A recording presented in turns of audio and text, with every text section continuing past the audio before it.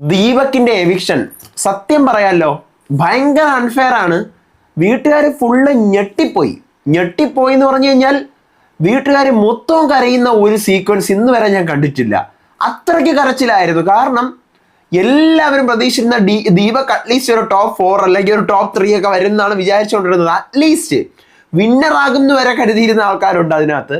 അപ്പൊ ദീപക്കിന്റെ ആ ഒരു എവിക്ഷൻ വീട്ടുകാരെ ഫുള്ള് ഷോക്കായി. എല്ലാവരും കരയുന്നുണ്ട്. മുത്തു ഭയങ്കര കരച്ചിലാണ്. മുത്തു ഇതുവരെ കരയുന്ന ഒരു സാധനം നമ്മൾ കണ്ടത് അന്ന് ബിഗ് ബോസിന്റെ മറ്റേ ആ ഒരു ക്യാപ്റ്റൻസി ടാസ്കിലുണ്ടായ പ്രശ്നം കാരണമാണല്ലോ. അപ്പം ആ ഒരു സാധനത്തിന് പുറമെയായിട്ട് ഇന്ന് മുത്തു ഭയങ്കരമായിട്ട് കരയുന്നുണ്ട്. പിന്നെ ബിഗ് ബോസിന്റെ ഭയങ്കര അപ്രിസിയേഷൻ ആണ് ദീപകിന്റെ ജേണി വീഡിയോ ഒക്കെ അത്ര അടിപൊളിയാക്കിയാണ് കാണിച്ചു കൊടുത്തത്. പിന്നെ ജാക്കിലും കരയുന്നുണ്ട്. ജാക്കിലും ദീപക് കൂടെ ഭയങ്കര ക്ലോസ് ആണല്ലോ. സുനിത കരയുന്നുണ്ട്, ഫാറ്റ്മാൻ കരയുന്നുണ്ട്. അങ്ങനെ എല്ലാവരും ഭയങ്കര കരച്ചിലാണ്. ദീപക് കരയുന്നുണ്ട്. പക്ഷെ ദീപക് ഈസ് സച്ച് എന്താ പറയാ ഭയങ്കര മൈൻഡ് ഗെയിം കളിക്കുന്ന ഒരു സീനിയർ ആർട്ടിസ്റ്റ് ആയിട്ട് അതിനകത്ത് നിന്നിട്ട് ഭയങ്കരമായിട്ട് ഈ ഒരു ഏജിലും കളിച്ചുകൊണ്ടിരിക്കുന്ന ഒരു അടിപൊളി പ്ലെയർ ആണ്.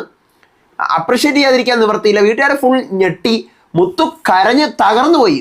ആകെ ഒരുമാതിരി ആയിപ്പോയി. പക്ഷെ മുത്തുവിന് ഈ വോട്ടെല്ലാം വന്ന് മറിയും, ദീപകിന്റെ വോട്ട്. പിന്നെ ഇന്ന് നടന്ന പ്രധാന സംഭവമാണ് ഫാറ്റ്മാൻ അത് ഇങ്ങനെ ഒരു പേപ്പർ കീറിയിടുമ്പോൾ രണ്ടറ്റത്തോട്ട് കീറിയിട്ട് ഫാറ്റ്മാൻ പൊളന്ന് കീറിയിരിക്കുകയാണ്. കാരണം ഫാറ്റ്മാൻ ഈ വീട്ടിനകത്ത് വന്നിട്ട് കാണിക്കുന്ന മാനിപ്പുലേഷൻസ്, അല്ലെങ്കിൽ ഓരോരുത്തരത്ത് നീ പെട്ടിയെടുത്ത നന്നായിരിക്കും, നീ അങ്ങനെ ചെയ്തത് നന്നായിരിക്കും, ഞാൻ നിന്റെ PR ആണെങ്കിൽ പിന്നെ ഞാനാണ് ഏറ്റവും വലിയ PR എന്നൊക്കെ പറയുന്ന സാധനം വിജയ് സേതുപതി അഡ്രസ്സ് ചെയ്തു.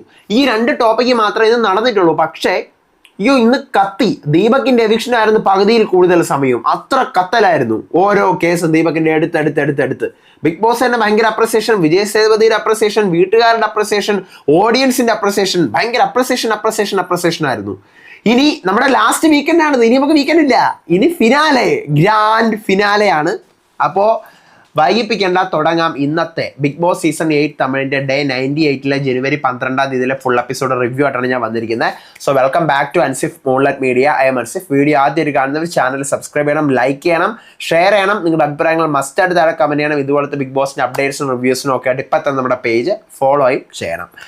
അപ്പോൾ ഇന്ന് കണ്ടസ്റ്റൻസിന് എല്ലാവരെയും പുറത്ത് ഗാർഡൻ ഏരിയയിലാണ് ഇരുത്തിയിരിക്കുന്നത്. പ്രത്യേകം സോഫ സെറ്റൊക്കെ ഇട്ട് കൊടുത്ത് രണ്ട് പണി അടിപൊളിയായിരുന്നു. ഞാൻ എപ്പോഴും വിചാരിക്കും മലയാളത്തിൽ എപ്പോഴെങ്കിലും ഒരിക്കലെങ്കിലും അങ്ങനെ ഇരുത്തണേ എന്നൊക്കെ. നടക്കൂലെന്നാണ് എനിക്ക് തോന്നുന്നത്. അവിടെ പൊങ്കലാണെന്ന്, പൊങ്കലിന്റെ സെലിബ്രേഷൻ ഒരു വൈബാണ്. വിജയ് സേതുപതി ചോദിക്കുന്നത് നിങ്ങളുടെ കയ്യിലുള്ള ഒരു ഗുണം അത് നിങ്ങളൊരു ഭാരമായി വെച്ചുകൊണ്ട് നടക്കണം. വേണ്ട, എനിക്കിനി ഈ ഗുണം വേണ്ട, എനിക്ക് ഈ ഗുണമുള്ളത് പ്രശ്നമാണ് എന്ന് കരുതുന്ന ഒരു സാധനവും പറയണം. ഈ വീട്ടിൽ നിന്ന് നിങ്ങൾ പോകുമ്പോഴത്തേക്ക് നിങ്ങൾ മറന്നു പോകാൻ പൊങ്കലായതുകൊണ്ട് എരിച്ചു കളയാൻ ആഗ്രഹിക്കുന്ന ഒരു മെമ്മറിയും എരിച്ചു കളയാൻ ആഗ്രഹിക്കുന്ന ഒരു ഗുണവും പവിത്ര പറയണം. ഞാൻ എപ്പോഴും ആരുടെയെങ്കിലും കൂടെ എന്താ പറയുക എന്തെങ്കിലും ഏർപ്പെടുമ്പോഴത്തേക്ക് ഓപ്പോസിറ്റ് നിൽക്കുന്ന ആളെ പറ്റി ചിന്തിക്കും. അത് ഞാൻ ഇനി വേണ്ടെന്ന് വിചാരിക്കുന്നു. പിന്നെ മറക്കാൻ ആഗ്രഹിക്കുന്ന ആ ബൊമ്മ സാർ അവിടെ നിന്ന് തച്ചില്ലേ, അത് ഞാൻ മറക്കാൻ ആഗ്രഹിക്കുന്നു. മുത്ത് പറയാണ് ഞാൻ ദേഷ്യപ്പെട്ട് കഴിഞ്ഞാൽ ഇവരെന്തിനാണ് ഓരോരുത്തരും ദേഷ്യപ്പെടുന്നതെന്ന് ചിന്തിക്കും. ചിന്തിച്ച് പ്രോസസ്സായി ഇനി ഞാൻ റിപ്ലൈ കൊടുക്കാൻ പഠിക്കണം. അപ്പം മുൻപേ ഉണ്ടായിരുന്ന ആ സാധനം കത്തിച്ച് കളയണം. പിന്നെ മെമ്മറി, ഞാൻ ക്യാപ്റ്റൻസിയിൽ ആ ഒരു ടൈമിലുണ്ടായിരുന്ന ഒരു ദേഷ്യമോ മണ്ടത്തരോ ഒക്കെയാണ്, അത് മാച്ച് കളയാൻ ആഗ്രഹിക്കുന്നു. വിശാൽ പറയുന്ന വിമർശനങ്ങളെയാണ് മാച്ച് കളയേണ്ടത്. പിന്നെ ഞാൻ സൗന്ദര്യയെ പറഞ്ഞതിന് ഞാൻ സോറി ചോദിക്കുന്നു, അതാണ് എനിക്ക് മറക്കേണ്ടതും. ഞാൻ ഇവിടെ നിന്നും എരിച്ചു കളയേണ്ടത്, ഞാൻ അങ്ങനെ പറയാൻ പാടില്ലായിരുന്നു സൗന്ദര്യയെ. മറ്റേ സൗന്ദര്യയുടെ അവർ കേസില്ല, സൗന്ദര്യം തൊടുന്നത് ശരിയല്ല എന്നൊക്കെ പറഞ്ഞത്. അപ്പോൾ അടുത്ത് വർഷണി പറയാണ് ഞാൻ കരയുന്നതാണ് മാറ്റേണ്ടത്, എരിച്ചു കളയേണ്ടത്. ജാക്കിലും പറയുന്നു ഞാൻ ഇവിടെ കൊടുക്കുന്ന ഓവർ എക്സ്പ്ലനേഷൻ ഓരോരുത്തരത്തും ഞാൻ ഇതാണ് എന്ന് പറഞ്ഞ് മനസ്സിലാക്കി കൊടുക്കുമല്ലോ, ആ സാധനമാണ് എരിച്ചു കളയേണ്ടത്. പിന്നെ മെമ്മറി എന്ന് പറഞ്ഞു കഴിഞ്ഞാൽ ദീപക്കണ്ണന്റെ കൂടെ ഞാൻ ഒരാഴ്ച സ്കൂളിന്റെ ടാസ്ക് എന്തോ ഫൈറ്റ് ഉണ്ടാക്കി, അതാണ്. അപ്പൊ ദീപക് പറയാണ് പടപെടാ ഞാൻ മറുപടി കൊടുക്കുന്നതാണ്, മുൻകോപമാണ് ഞാൻ എരിച്ചു കളയേണ്ടത്. മെമ്മറി, ഇവിടുത്തെ കോഫി ഇഷ്യൂ, ആരുമായിട്ടുണ്ടായ ലേബർ സ്കില്ല്, ആ സാധനമാണ് മറക്കേണ്ടത്. സുനിത പറയാണ് ഞാൻ ഓവർ തിങ്ക് ചെയ്യേണ്ടതാണ്, കത്തിച്ച് കളയേണ്ടത്. മറക്കേണ്ടത് ആ ട്രോഫി ഉടച്ചതാണ്, എൻ്റെ ട്രോഫി ഉടച്ചത് എനിക്ക് ഇപ്പോഴും എൻ്റെ മൈൻഡിലുണ്ട്. സൗന്ദര്യം പറയാണ് എനിക്ക് ക്ഷമയില്ലാതെ പെട്ടെന്ന് ദേഷ്യപ്പെടുന്നതാണ് ഞാൻ ഇവിടെ നിന്നും കത്തിക്കേണ്ടത് എന്ന് പറയുന്നത്. അപ്പോൾ ശിവ പറയാണ് എൻ്റെ ഭയമാണ് ഞാൻ കത്തിക്കേണ്ടത്. പിന്നെ എന്താ പറയുക പലരും എന്നെക്കുറിച്ച് പലതും പറഞ്ഞു, അതൊക്കെ എനിക്ക് മറക്കണമെന്നുണ്ട്, പക്ഷെ പറ്റുന്നില്ല, എന്നെ ആവശ്യമില്ല. സൈബർ അറ്റാക്കിൻ്റെ കേസാണ് പറയുന്നത്. വീട്ടിലുള്ള മോനെയും അമ്മയും ഭാര്യയൊക്കെ സൈബർ അറ്റാക്ക് ചെയ്തു എന്ന് പറഞ്ഞു ശിവ കരയുന്നുണ്ട്. വിജയ് സേതുപതി ആശ്വസിപ്പിക്കുന്നുണ്ട്. റയാൻ പറയുന്നു ഞാൻ ദേഷ്യപ്പെടുന്നതാണ്, കൺട്രോൾ ഇല്ലാതെ പെട്ടെന്ന് ദേഷ്യപ്പെടുന്നതാണ് എനിക്ക് എന്താ പറയുക കത്തിച്ച് കളയേണ്ടത്. അങ്ങനെ ബ്രേക്ക് എന്ന് പറഞ്ഞ് വിജയ് സേതുപതി പോകുന്നു. അപ്പോൾ ശിവ മുത്തുവിൻ്റെ പറയാണ് എൻ്റെ മോനെ വരെ സൈബർ അറ്റാക്ക് ചെയ്തിരുന്നു. മുത്ത് പറയണം നടക്കാത്ത കാര്യത്തിൻ്റെ പേരിലല്ലേ, സീരിയസ് ആക്കി എടുക്കണ്ട. ഭയങ്കര കരച്ചിലാണ് കേട്ടോ ശിവ. സൗന്ദര്യ റയാൻ്റെ ചോദിക്കുന്നത് വിശാലിനെ പറ്റി എന്താ പറഞ്ഞത്, ഇതുവരെ എനിക്കറിയത്തില്ല എന്താ കാര്യം എന്നുള്ളത്. അപ്പം നമ്മുടെ ഇവൻ പറയാണ് റയാൻ്റെ അടുത്താണ് പറയുന്നത് സൗന്ദര്യം. അപ്പൊ റയാൻ പറയണേ അവൻ പറഞ്ഞപ്പോ അവൻ ഇപ്പൊ പറഞ്ഞെന്ന് വെച്ച് കഴിഞ്ഞാൽ അവന്റെ അടുത്ത് നീ പെരുമാറിയപ്പോൾ അവനത് നോർമൽ ആയിരുന്നു, പക്ഷെ എന്തുകൊണ്ട് വേറെ ആൾക്കാരോട് പെരുമാറിയപ്പോൾ അവന് നോർമലായിട്ട് തോന്നിയില്ല, ആ കാര്യമാണ് അവൻ പറഞ്ഞതെന്ന് പറയുകയാണ്. വിജയ് സേതുപതി വരുന്നു. ഇവിടെ പുറത്തുനിന്ന് വന്നവർക്ക് ആർക്കെങ്കിലും നിങ്ങളുടെ ദേഷ്യമുള്ളവരെ തോന്നിയോ, അല്ല ദേഷ്യം കാണിച്ച ആരൊക്കെയാണ് പറഞ്ഞോ? അപ്പൊ അർണവിന്റെ അടുത്ത് ചോദിക്കുകയാണ്. അത് ഇവിടെ ഞാൻ വന്നപ്പോഴത്തേക്കും എന്റെ എലിമിനേഷൻ ഇവർ എന്നെ സ്വമ്പ് തൂക്കി ഡ്രാമ കിങ് എന്നൊക്കെ വിളിച്ചു. അപ്പൊ അന്നത്തെ ഡേ ഉള്ള ആ ഒരു കലിപ്പാണ് ഞാൻ വന്നിട്ട് കാണിച്ചത്. വിശാലിനടുത്തും സത്യടുത്തും ദീപകണ്ണന്റെ അടുത്ത് കലിപ്പുണ്ടായിരുന്നു. ദീപകണ്ണന്റെ ഇപ്പൊ കലിപ്പില്ല, ബാക്കി എല്ലായിടത്തും കലിപ്പുണ്ട്.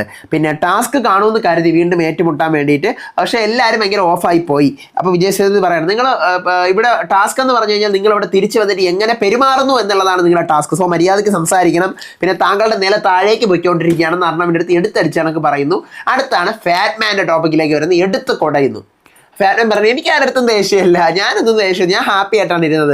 കണ്ടസ്റ്റൻസിനുള്ള ഹാപ്പി സ്മൈലൊക്കെയാണ് കൊടുത്തു വരുന്നത്. അപ്പം നിങ്ങളിവിടെ കണ്ടസ്റ്റൻ്റ് ആയിട്ട് അല്ല വന്നിരുന്നെങ്കിലോ പാർഷ്യൽ കാണിച്ചില്ല, അത് ഞാൻ കണ്ടസ്റ്റൻ്റ് ആണെന്ന് പറഞ്ഞപ്പോൾ ഞാൻ ചെറിയൊരു ഇതൊക്കെ കാണിച്ചു എന്ന് രവീന്ദ്രൻ പറയാണ്. ഫാറ്റ്മാൻ വിജയ് സേതുപതി പറയാണ് ആരാണ് ഇവിടെ ബ്രെയിൻ വാഷ് ചെയ്തത്, കണ്ടസ്റ്റൻസ് പറയും ടോപ്പ് 8 പറ. അപ്പോൾ ജാക്കിലും പറഞ്ഞു ഫാറ്റ്മാൻ ഇവിടെ വന്ന് ഓരോ ഒപ്പീനിയൻസ് പറഞ്ഞ് ബ്രെയിൻ വാഷ് ചെയ്തുകൊണ്ടിരുന്നു. പിന്നെ സാജനയും ദീപൊക്കെ പറയണം ഫാറ്റ്മാനും സാജന ട്രിക്കിയാണ്.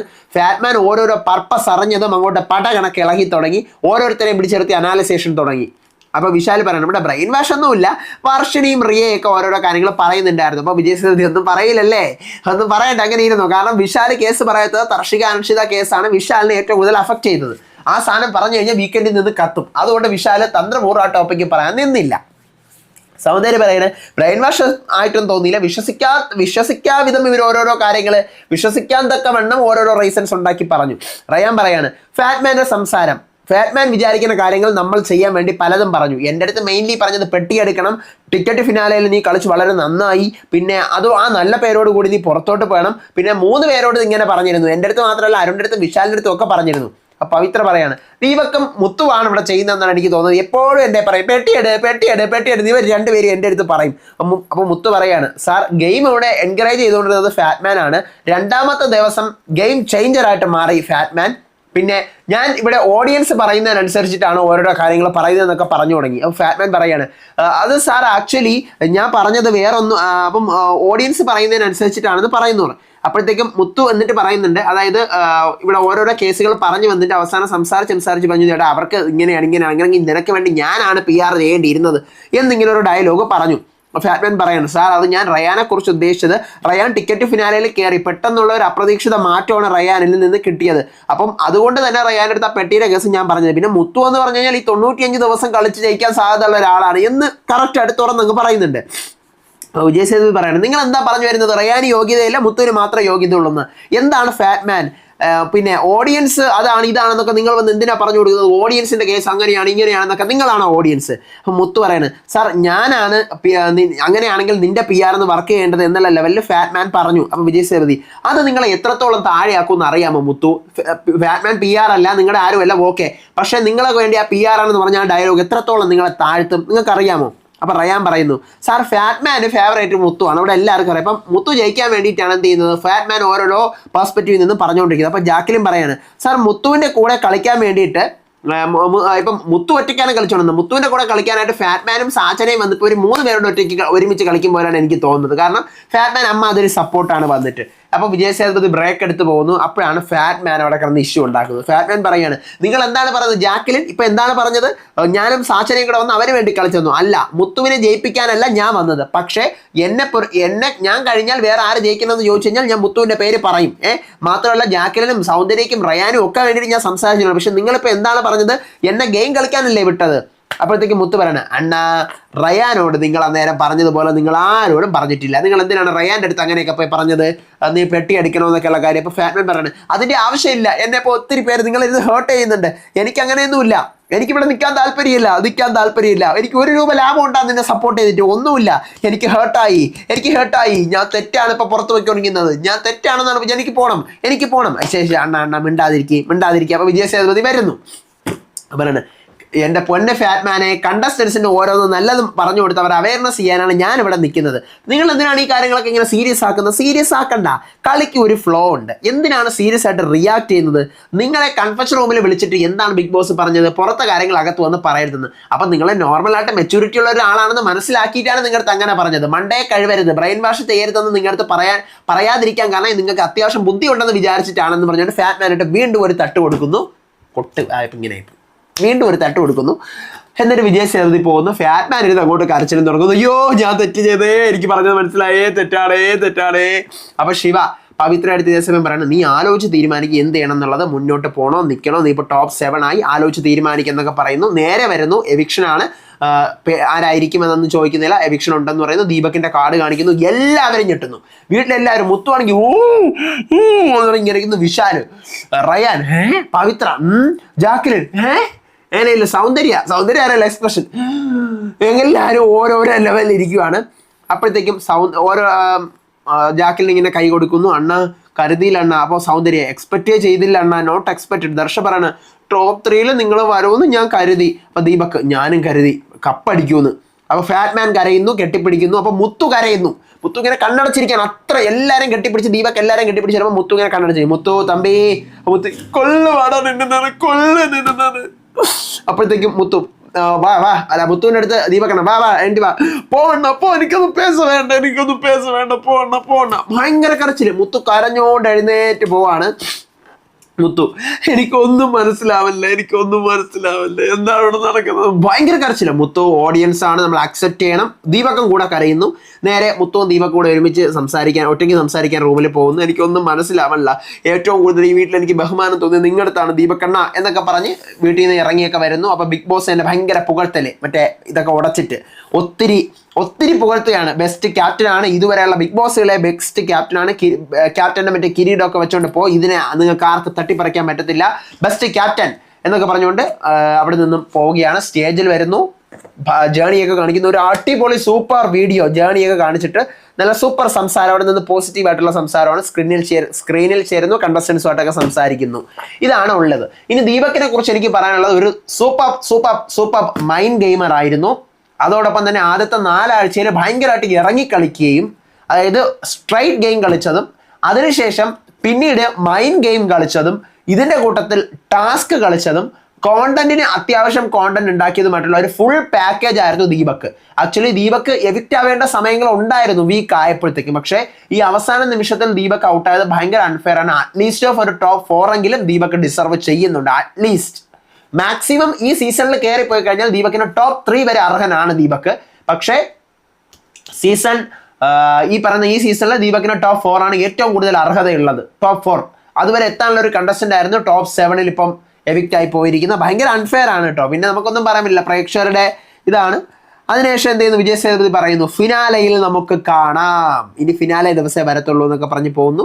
വീട്ടുകാർ സംസാരിക്കാണ്. ഫാറ്റ്മാൻ പറയണത് ഞാനാണിപ്പോൾ ഈ സീസണിലെ വില്ലനായത്, I am become the villain of the season. എനിക്കിപ്പോൾ കേട്ടപ്പോൾ എനിക്ക് ചിരി വരെയാണ്. അപ്പം അല്ലണ്ണ നിങ്ങളല്ലണ്ണ എല്ലാവരും പറഞ്ഞുകൊണ്ടിരിക്കുകയാണ്.